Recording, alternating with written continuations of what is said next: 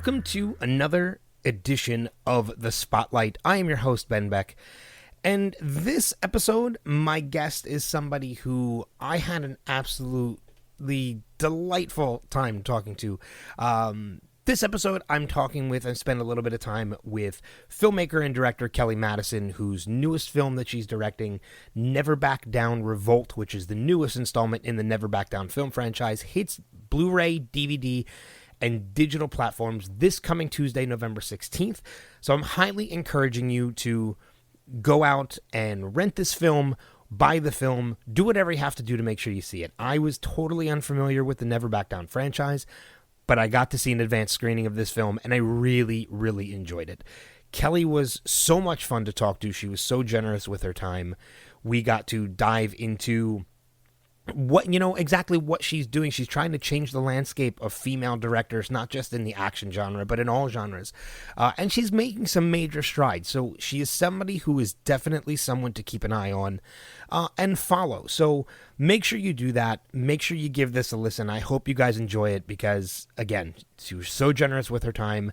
And she's somebody to just keep an eye on. She's a trailblazer in the industry, and we're going to see a lot more from her. I can almost guarantee you that. Special thanks to Kellie for spending the time with me. Also, a special thanks to Anderson Group PR for setting me up with the conversation with Kellie.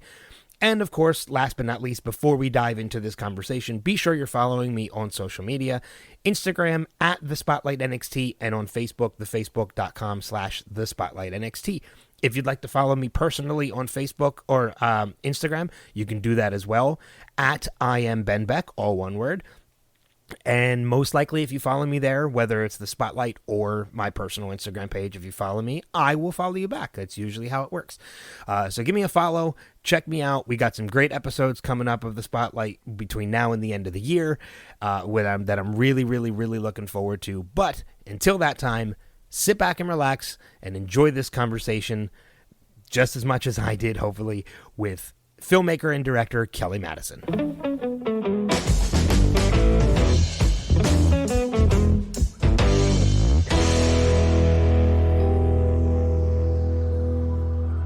My guest is a filmmaker and director who is definitely making a name for herself right now in the industry, most recently in the action genre. Her latest directed film, Never Back Down Revolt, releases on Blu-ray and DVD and digital platforms this coming Tuesday, November 16th. Please welcome to this edition of The Spotlight, Kellie Madison. Kellie, thank you for joining me. That's a pretty dang good introduction. I need you to do all my intros. Do you know, I don't know what it is. Like, I do kind of pride myself on being able to introduce my guests in a proper way. You do. But like, I can't tell you how many times I get, and this is totally not me blowing smoke up my own ass. The number of times I get compliments on my introductions, I guess I should take pride in it.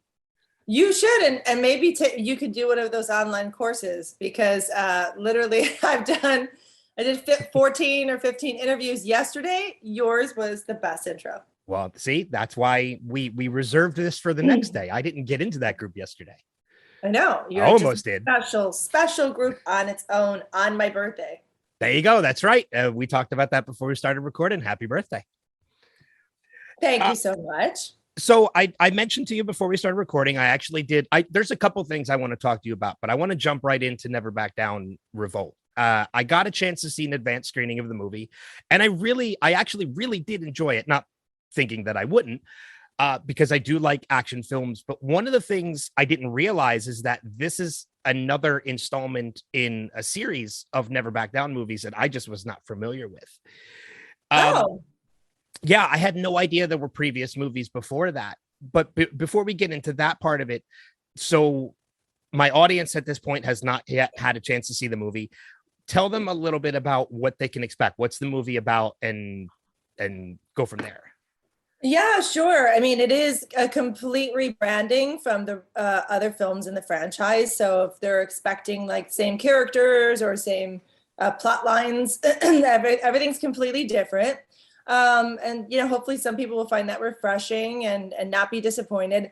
But it is about young women who are being trafficked for their fight skills and they get put into a really dark, gritty underground fight ring in Rome, where they're forced to fight each other through a crowd of horrific human beings. And then in the end, the lead ends up, getting groomed and manipulated to also be trafficked herself, even though she's a super smart woman.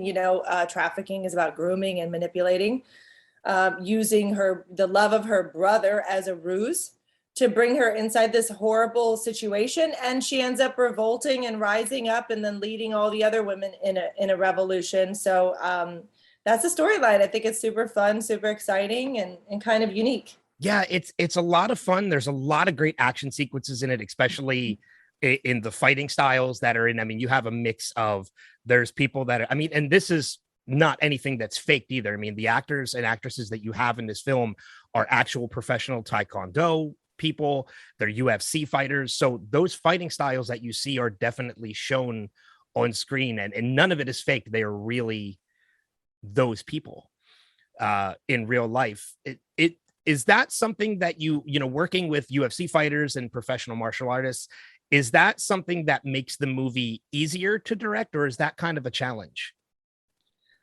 Oh no, much easier. I mean, the more skilled of a fighter you can be, the easier you will be to obviously partake in a fight movie. But for us in this particular movie, there were definitely a variety of skill levels. So from someone who's never thrown a punch before in her life to Michael Bisping, who is like a all-around champion and super talented. So we had everything in between. And then the actors that we had on the movie we just tried to train them as best we can. We had 3-4 weeks to train. And then we just trained them as best we could. And I didn't rely on the doubles very much at all. So it was the girls doing the fighting themselves. Mm-hmm. And so proud of them for that. But if I had my druthers, being someone who really appreciates martial arts and the purity of the art form, anywhere from Pencak Silat to Kung Fu to Thai, Muay Thai, whatever the art form is, it would be my preference to work with the top artists in those fields, but they're not always the best actors. Mm-hmm. So it's like, it's such a challenge working in fight movies in that regard. So you kind of just have to have a balance, I guess, a blend. When you're working on action sequences and trying to choreograph everything and put it all together, do you get a lot of feedback from the artists themselves and the actors themselves, or do they just allow you to, and whoever's choreographing the fight scenes, to kind of go with it their own way and they just go with the flow? Pretty much, yes. I mean, it depends on who it is. Like, for example, when I was working with Cecep Arif Rahman in The Gate, and by the way, trivia for fans out there that are a fan of Cecep's and the Raid guys, I brought Cecep on Never Back Down, and he choreographed 3 of the fight scenes in Never Back Down. Okay. And I love working with him. I would have flown him and brought him to London, but we filmed in the height of COVID, and pretty much Indonesia, where he lives, was locked down. Mm-hmm. And we could not get him a visa to get out. Just flat out could not. I'm glad you brought up The Gate, because we're going to get back to that by the end of this conversation, because I did happen to see that as well, and I want to bring that up. But continue on with Never Back Down, Revolt, and not only that, but other projects that you've worked on before. I know you're really trying to get a push on female directors when it comes to the action genre, because there's really not many of them out there that are recognized. I mean, you have Patty Jenkins, who does the Wonder Woman films. Catherine Bigelow is another one. And now you're trying to get more female directors recognized in action. What kind of drew you to that? What drew you to the genre itself of directing action? And just a love and a passion for it, quite frankly. I mean, I grew up watching James Cameron seminal action movies, Aliens, Terminator. Yeah. I mean, it's a classic, brilliant film, Yeah. And The Abyss, just these really epic, beautiful action movies that stick with you. And James Cameron is also masterful at creating these beautiful female empowered leads that will, again, go down throughout all of history. And so my goal is, and there's all sorts of forms of action, whether it is the Terminator or whether it is a big fight movie or something beautiful like Crouching Tiger, Hidden Dragon. I mean, there's so many iterations of being able to tell an elevated story with actors that you're rooting for and characters that you care about, and then you still have these exquisite either fight scenes or action set pieces that end up being riveting. So those are the kinds of movies that move me. And of course, I'm moved by storytelling in many other genres, and I want to work in horror and I want to work in sci-fi and all of but they still fall into that genre space. And I do think we are lacking in representation of female directors in that space. Mm-hmm. And I thought by going into it, even though it's my natural passion, that's why I did The Gate. I was like, fuck yeah, I'm going to direct some action. I'm going to show people what I'm capable of. It's still been a challenge to get people to take a chance. You think you show them work, you try to prove what your abilities are. And then I do think there's an unconscious bias that still exists in our industry and in the universe that's like, I don't know, is a woman the best person, for an action film? And so I still a struggle for me to be able to tell the kinds of stories I want to tell. But what I'm hoping with Never Back Down, Revolt, and my next film, whatever it is, that these are stepping stones for me that give me some more clout, I guess is the best word to say, in the business, so that I get put on more director lists and people think of me more for these, and I want to work on bigger films with bigger budgets, so that I could actually grow and show people also what I'm capable of. Because even though I'm really proud of how Never Back Down turned out, there's challenges and things that I would have done different had we had more time and money. Yeah, I mean, and you brought up the fact that it's kind of like you're not looked at as a female director. You're kind of not looked at as seriously when it comes to directing a genre like action, because up until maybe the last decade, all the decades previously, that going back to like the 70s and 80s, it really was like a male driven genre. So I guess there was 100%. So I guess there was kind of like a stereotypical, well, this is a male driven genre, we should get a male director to do it. But now you are starting to see more female led roles in the action genre. So it does only make sense that the natural progression is that the directors also transition to that as well, and we get to see more of that. Yeah, I mean, listen, to say that up until from the 70s until now that only action was directed by men, all films were directed by men. Mm-hmm. Like literally, if you look at they do tallies and everyone's got numbers, but there's approximately like 200 to 300 feature films made every year. And since the 70s, our number's been at like 4% of them are directed by women. Mm-hmm. Like the numbers are insanely egregious, like laughably bad. And I don't think that's changing very much still. Like people are like, oh yeah, Patty Jenkins. And yeah, so there's a handful of people still breaking through, but I think that the most it's gone up is up to 7% or something. Yeah.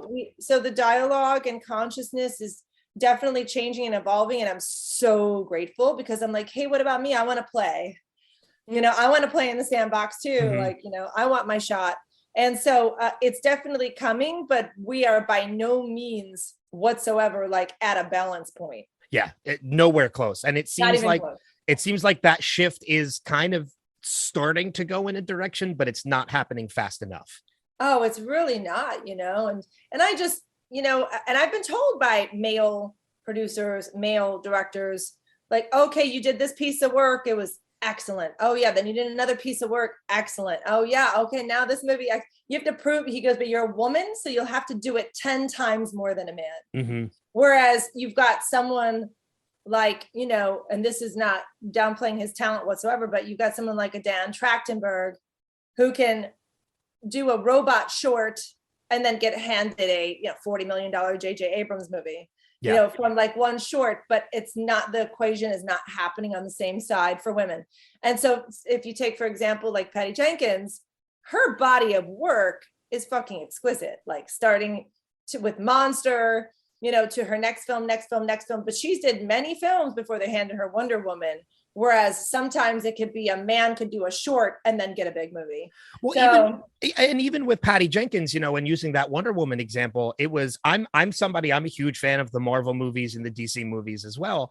Yeah, and me too. When you look at, Patty Jenkins, when it was announced that Patty Jenkins was going to be directing the Wonder Woman movie, you know, after Zack Snyder had done all the previous movies before, there was a lot of heavy criticism as to whether or not she could do that. What experience does she have, even though her body of work spoke for itself before that? That's crazy. But she was still criticized for it. And then once Wonder Woman came out, I know myself and a number of other people that I'm friends with were like, this is hands down the best DC movie they've done so far. Why are they not doing more? I would have handed her anything after Monster. Mm-hmm. It's like, you know, Monster was just an exquisite film, you know. So they're definitely handpicking. They're like Chloe Zhao, you know, she'll do a quirky independent film at Sundance and be like, okay, let's grab her and then let's give her Eternals or whatnot. So it's definitely happening more, but it's still so few. There's like 2 or 3 women that it's happening to, you know. You're like, okay, maybe 4 or 5, 6. I mean, it's so small, but I'm looking forward to being in those circles. I want to direct a Marvel movie, a DC movie. I haven't met those producers yet. Mm-hmm. I haven't been in the room with Kevin Feige yet, but that's why I'm like, hopefully this press, it's like, Kevin, where are you? Like, answer my call, please. Yeah, come on. Or better yet, just call me. Like, it's, please, you know, call me. See this movie and call me. Going back to Never Back Down, Revolt too, you know, I had mentioned that, you know, there were previous movies in the installation that I was not aware of. And I don't think it's many. I think I might be wrong, but I think there's 3 movies prior. Yes, Never Back Down, 1, 2, and 3. And 1 was considered like the higher quality one that people really related to. And then Never Back Down 2 and 3 were both directed by Michael Jai White, the fighter. Mm-hmm. So I don't know if like the quality standards upheld as much on those 2. But like I said, this one is a complete rebranding of the entire franchise, and it's not the same tonally, structurally, character-wise, story-wise. So, but yeah, I'm curious what you thought of it. I really enjoyed it, and that was actually going to be my question, was to, because I have never seen any of the movies prior to this one, did you have to adapt to like, were you given instructions that you had to match a certain tone? But you just answered the question for me that it's different tonally. You were pretty much able to do your own thing with this movie. we were kind of laughing a lot about it because my DP and I like really wanted to go with an interesting, darker toned color palette. And these girls are in cages. And so this is not like a happy world.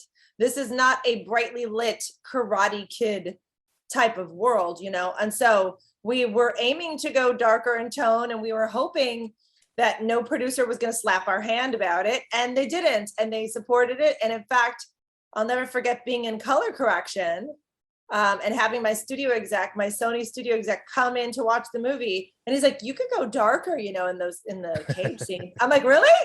I was like, oh gosh, thank God. Like, you're not asking me to brighten up the movie. So everyone was supportive of the complete and utter change of tone.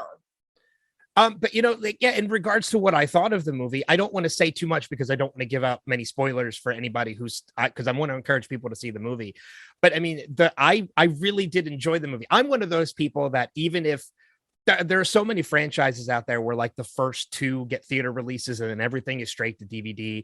Right. You know, for example, The Marine, you know, John Cena got the first movie, and then after that, they just kept throwing other WWE wrestlers in there for straight to DVD releases. But yeah, I watched them all, like, because I enjoyed the franchise. Yeah. So watching this one, whether a movie is theater release or DVD, straight to DVD, makes no difference to me. If I think I like it, I'm going to watch it. Yeah. And, you know, so watching this one, I got into it. There's, you know, 2 scenes in particular I'll make mention without spoiling anything. There's a particular scene with 2 female fighters, and one of them is fulfilling the request of another one. That scene, I felt like scene, right? It's a great scene. Like I felt the emotion that was built up in that scene with the backlash that happened afterwards. And then there's another scene towards the end of the movie where they gang up on a particular character. Yeah. And I thought that sequence was amazing. Like the choreography, everything about that sequence was great. And I was rooting for those girls so hard. Were you? During that scene, yes. Oh my God, that makes me so happy. And you're not just saying that because it's my birthday? No, actually, until right now, I completely forgot it was your birthday already because I was getting into the conversation and I'm such. so glad you like it. I hope people like the movie. And that's what I try to pride myself on as a filmmaker. And yes, did we have the highest budget to make this movie? No. Did I have all the time that I wanted on the movie? No. Did I want the fight scenes to be longer and better and more bloody? Yes. But, for the time allotted, it's a special little film, I think, because I worked really hard to make sure you were rooting for those girls. Mm-hmm. And it worked. Whatever you did, it worked, because I was rooting for the girls the whole time. Oh my God. Girls are so sweet, right? And like, what great lush characters, and they're all so diverse and interesting. And mm-hmm. Yeah. Oh yeah, absolutely. I mean, it's a great female-led cast with some great supporting cast members as well. And I encourage all my listeners that are listening right now to, once it releases next week, absolutely, like, rent it, watch it, buy it, do whatever you got to do to watch it. And it might even get me to go back and see some of the earlier movies, just because I'm into fighting movies, but I wasn't aware of them. So fascinating that I would say about half of the press and podcast and fabulous people such as yourself that I've spoken to so far, half of them had no idea the franchise existed. Yeah, I just had no idea. Well, that's good, because it's bringing a fresh audience member to the franchise then, And like I said, like, it makes me curious as to what the earlier movies were. So, your movie now might boost some, viewership of the earlier movies. I'm sure it will, which will help Sony sales and marketing. And then I'm sure you were going to ask me this anyway, but I'm just plowing ahead.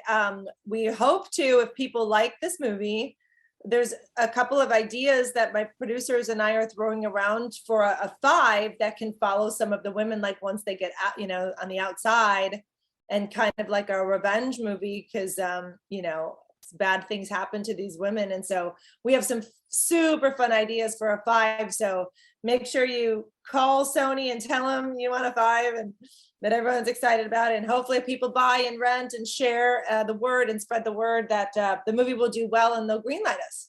Yeah, not that I'm a screenwriter or anything like that, but I would think this is just me throwing out my thoughts. Let's hear it. Like, an interesting idea would be these women that just got out of this situation, once they're out, find out that there are rings like this across Europe. And instead of like ganging up, they basically, each girl goes into each of these rings to infiltrate, and they just take them down from within. Take them down, baby. Yeah, how fun. I mean, so fun, right? Yeah, it'd be cool. I mean, again, I'm no writer, so that idea probably sucks, but no, but that's actually a really great idea we hadn't thought of. But that's one angle. And then the other angle is, when these girls were being scouted, and they were, again, super talented, and they were trained fighters, going after the people, the trainers and whatnot, that pulled them in, all the other people that pulled them in. So in essence, it's taking down the fight ring. So, the people that are involved in the corruption. So, and a good revenge story, like, everyone always loves a good revenge story. Absolutely. Because it gives you someone to root for.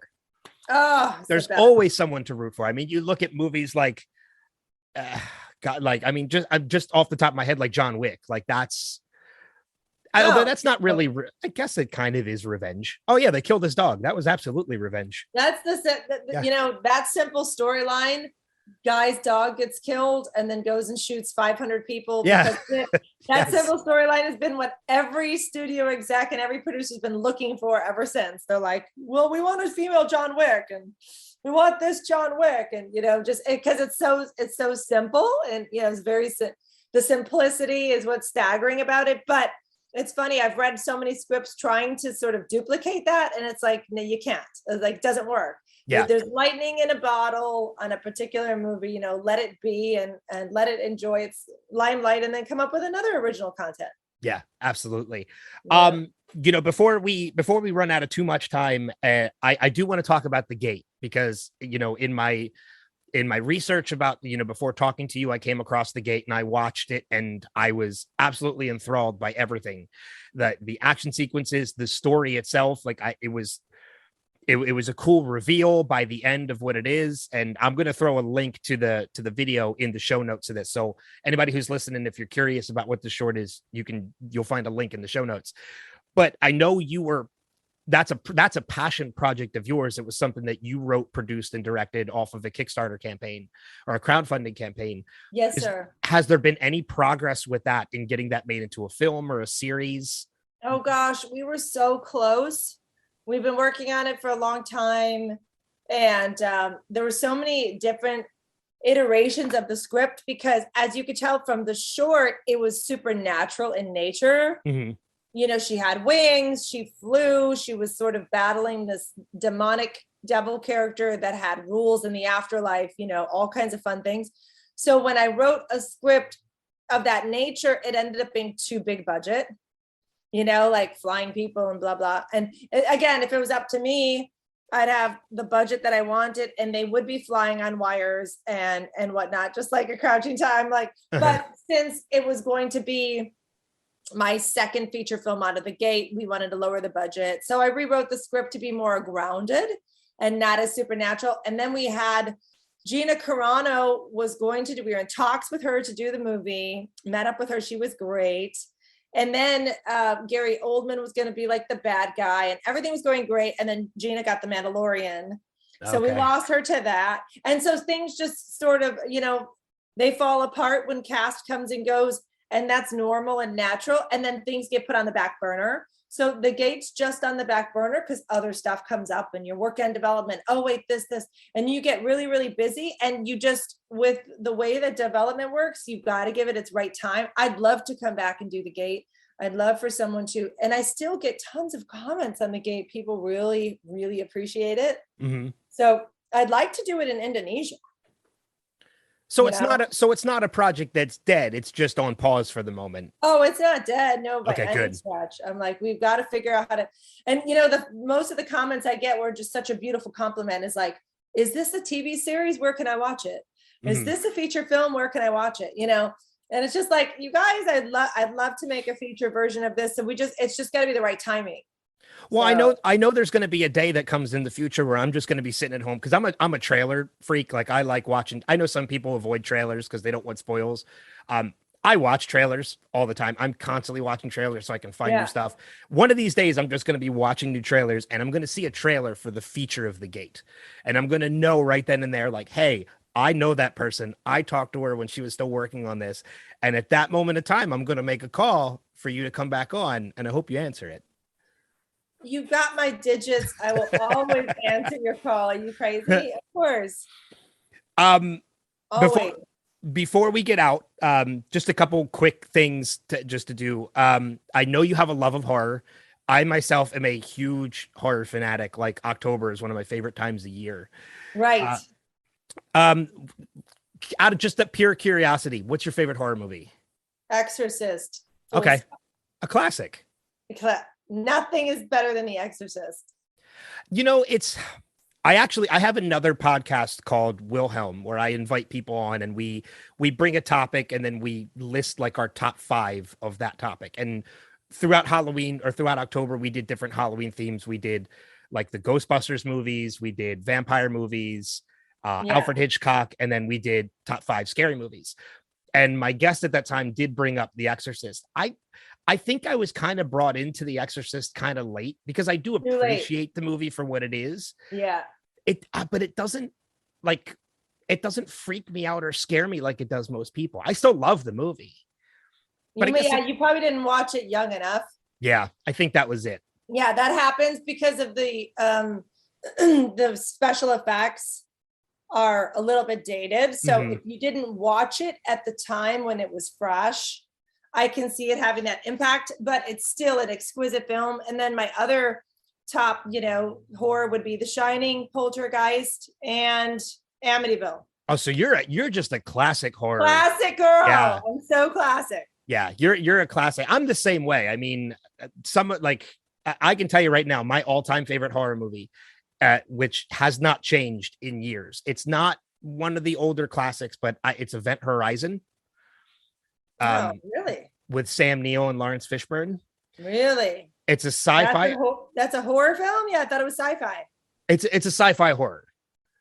So that to me has always been my favorite horror movie. Like that's the one movie every time when I'm rewatching horror movies, I'll watch anything but I'll get to that one. I'll be like, I'll come back to that because it creeps me out. It's still really that scares you? Yeah. Oh my gosh, Amityville freaks me out. You've seen the first original Amityville 1 and 2, right? Yeah. Oh yeah.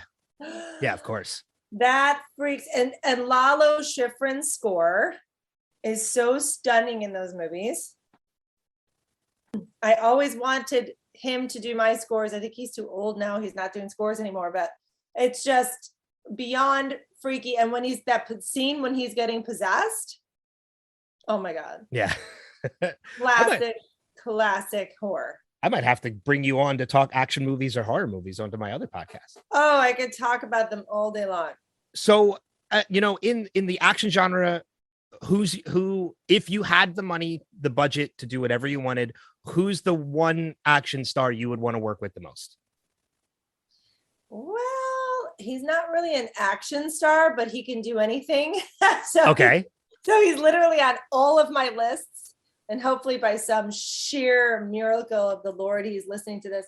But and he already knows because I've told him to his face too. I want to work with Sam Rockwell. Okay, Sam Rockwell he is such an underrated actor. But he's not underrated anymore. He has an Oscar. Oh yeah, exactly. Yeah. But I mean, like, even like in God, like, I mean, I love Sam Rockwell, even going back to like Galaxy Quest.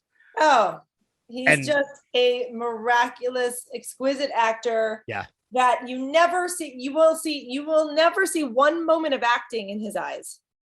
Ever. It's just him being him. He's just talented at his craft. Like he studies. He has an acting coach that comes to set. He puts in the work, like it's his job, and he puts in the work, and inevitably it shows on screen. And he's just one of the best actors, in this century.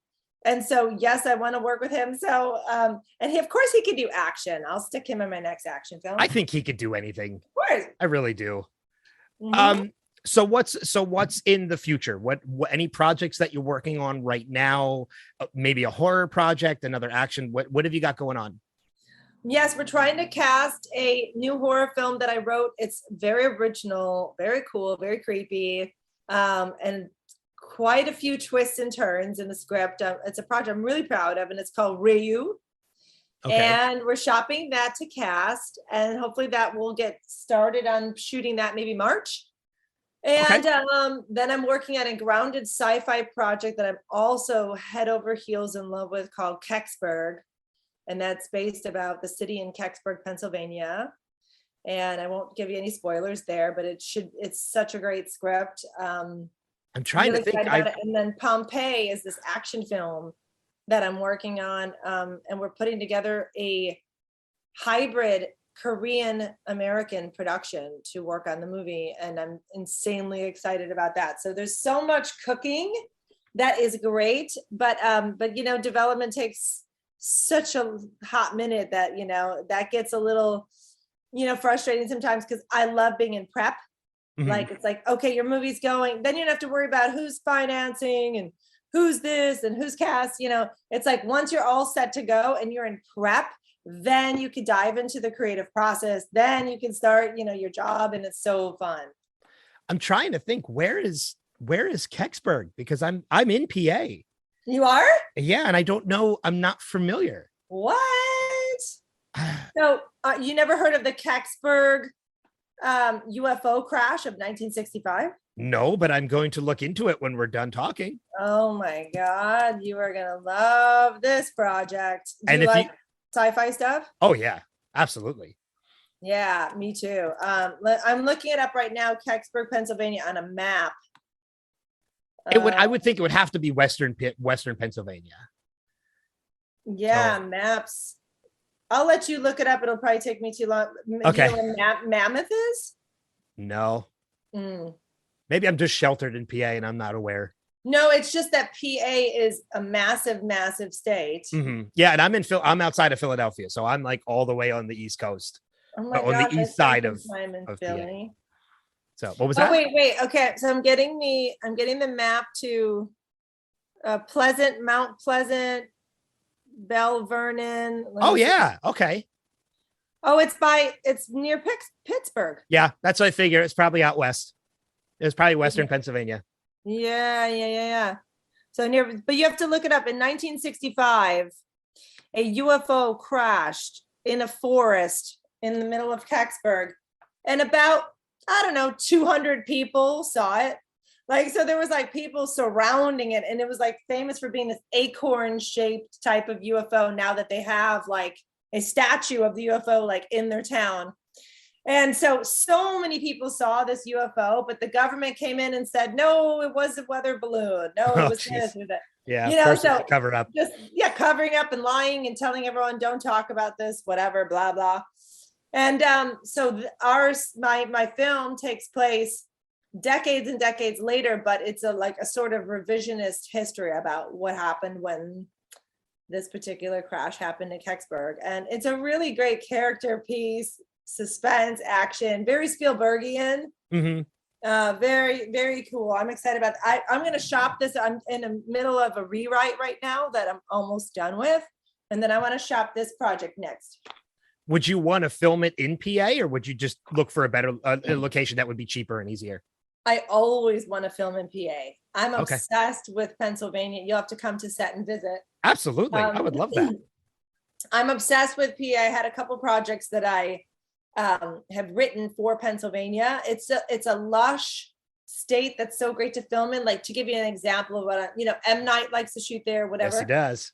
But to give you an example of what I'm talking about, Out of the Furnace, like shooting a movie like Out of the Furnace, like in Pennsylvania with Christian Bale.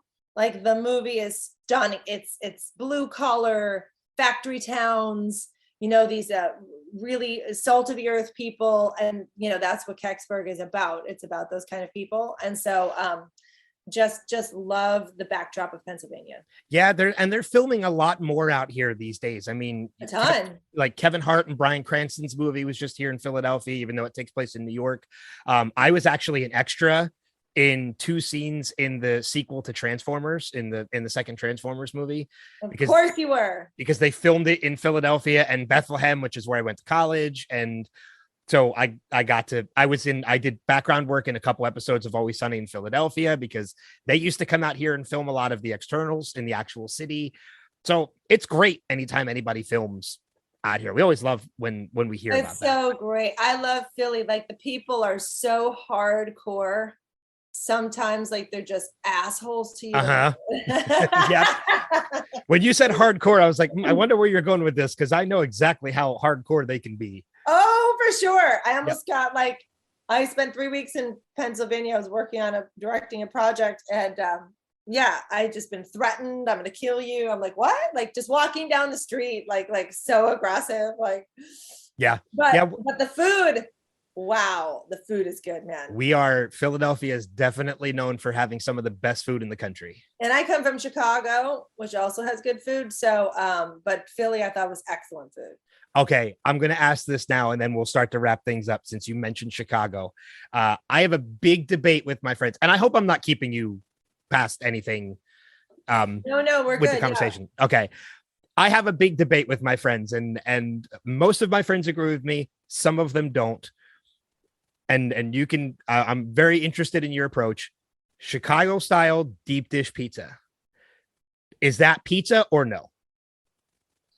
If I'm going to eat any pizza at all, which I don't eat pizza often. Okay. It's going to be the deep dish. Okay. I'm not into the New York thin crusted bullshit. Like, yeah, if you're going to eat a piece of pizza, it should be nice and thick and juicy. And I like a thick crust. I'm a crust kind of gal. So, and I like the crust to be soft and gooey and not thin, but I don't know if that philosophy, like, a lot of people are like, no, that's not pizza, and they fight over it. But that's where I fall. I eat pretty healthy, which is like a lot of people in Chicago are obese. And I know there's a lot of obesity in Philly as well. Oh, yes, there are. Yeah. So I live in LA now, and I work out daily and eat healthy. So I'm the one going to let's go get some pho, some soups and ramens and just, healthy foods and vegan foods and whatever. But okay. Yeah. I'm not the right gal to ask a pizza question to, I guess. Instead. All right. Fair enough. Yeah. I fall in that's not pizza. It's a casserole kind of. I'm more into the traditional thinner crust New York style pizza, Philly style pizza. I can't eat thin crust pizza. It's not interesting. All right, fair enough.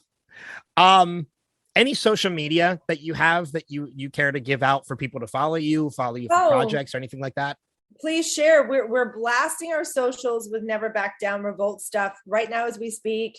We're on countdown to the the launch, as you know, November 16th. So yeah, we're doing behind the scenes photos, we're doing behind the scenes clips, little interviews, really fun stuff on the socials. So you could check me out at Director Madison on Twitter and on Insta. And then my Facebook is just plain old Kellie Madison. Obviously Kellie spelled with an IE, and then Madison on Facebook. And so, yeah, check for updates all the time, guys. Like, yeah, go on there. And by the way, are you a Bisbing fan? I don't know. Oh, okay. So I guess the answer is no. Remind me, is that a person? Is it Michael Bisbing, the lead of the movie? Oh my God. Yeah. Sorry. I don't know why my mind went blank there for a minute. I was like, because we were talking social and you mentioned that, and I was like, is that another social media that I'm not aware of? Bisbing, like kind of like TikTok or something. Yeah. That's why. Oh my God, Bisbing. Well, his name is actually, on that note though, his name is fun to play with. Like, people don't always know how to say it. So on the set, it was like, is it Biz Bang? Like, is it Biz Bang? Is that the bang? Like, everyone, he's just got so many little nicknames. That's so cute. But yeah, check out Michael's socials and follow our socials. And then Neetu Chandra, who is the Indian actress that's in the movie, you could follow her on Insta. And then Diana Hoyos, she's a huge star in Colombia, and she's posting about it. So yeah, we're all out there. So go get information and go watch the movie. And such a joy talking to you. Yeah, this has been a great time. I've really enjoyed the conversation. Hopefully it didn't go too long. But hopefully we had fun, but hopefully your audience members don't think it was too long. No, I don't think they will. They usually enjoy the it's so funny that many times I get people sent to me to interview, and I always try and talk to, I don't even really call them interviews. I call them more just conversations, because that's usually how I like to treat them. And I've lost count as to the number of times where I'll have like a PR representative say, okay, we'll give you 10 minutes.